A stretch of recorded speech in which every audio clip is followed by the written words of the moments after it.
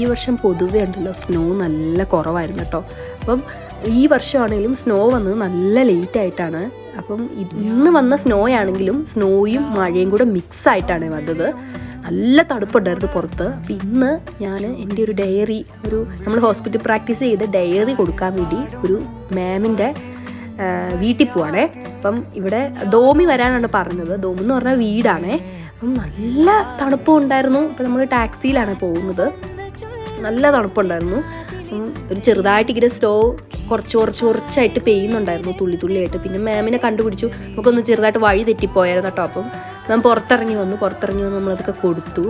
അപ്പം നല്ല ട്രാഫിക്കൊക്കെ ഉണ്ടായിരുന്നു. ഇത് നമ്മുടെ യൂണിവേഴ്സിറ്റിയുടെ ആ പരിസരത്തിൽ നിന്ന് കുറച്ച് മാറിയാട്ടോ ഈ ഒരു ഏരിയ, ഒരു എയർപോർട്ട് റോഡാണിത്. നമ്മളിനി തിരിച്ചു പോവാണ്.